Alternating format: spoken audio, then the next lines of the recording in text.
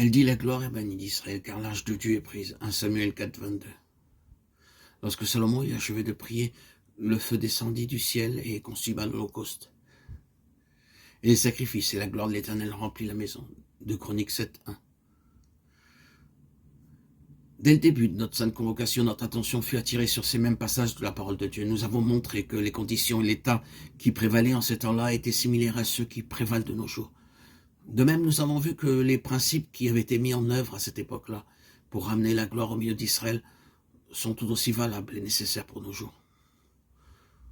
Tout ce que Dieu fait et fera, ou que ce soit dans n'importe quel lieu de nos jours, ne peut l'être que sur la base du respect, de l'accomplissement des principes et des ordonnances établies par lui-même.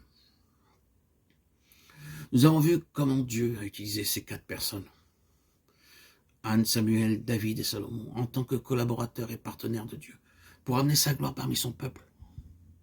Nous avons également vu comment chacun d'entre nous peut jouir du privilège d'être collaborateur et partenaire de Dieu dans cette œuvre qui consiste à ramener sa gloire parmi son peuple. Nous voyons comment de nos jours l'état spirituel du peuple de Dieu, qui est caractérisé par la faiblesse, la pauvreté, l'infantilisme et la banqueroute spirituelle, ne peut être changé que si chacun de nous prenons notre part dans cette œuvre et cette tâche pour amener sa gloire. Nous avons vu comment Dieu s'est servi d'Anne, de Samuel, de David et de Salomon pour ramener sa gloire dans son peuple.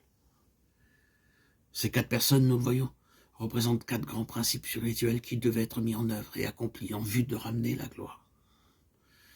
Par l'exemple d'Anne, nous avons vu comment il nous faut apprendre en tant que collaborateurs et partenaires de Dieu à prier selon son plan, dans la connaissance de son propre besoin. Nous pouvons constater qu'en tout temps, partout où Dieu a agi et travaillé, il a toujours fait en répandant d'abord un esprit de grâce, de supplication et de prière sur ceux qui étaient concernés. Nous l'avons expérimenté aux Indes il y a bien des années lorsque Dieu a commencé à travailler parmi nous. Il ne l'a fait qu'après avoir préalablement répandu un esprit de prière, de supplication sur nous.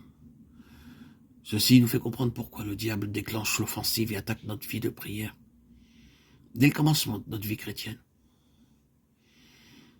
C'est la raison pour laquelle nous constatons qu'un peu partout dans le monde, les réunions de prière parmi le peuple de Dieu sont en général assez pauvres. Nous ne pouvons que constater comment très peu de gens de nos jours viennent prendre part aux réunions de prière. Ce n'est pas qu'ils manquent de temps pour le faire, mais c'est parce qu'ils n'ont pas de fardeau dans leur cœur pour prier. Ils ne savent pas comment prier. Ils peuvent répéter des phrases, mais ils ne savent pas réellement comment prier. En tant que collaborateurs et partenaires de Dieu, avec un besoin, un fardeau sur leur cœur, en connaissant la pensée, la volonté et le dessein de Dieu.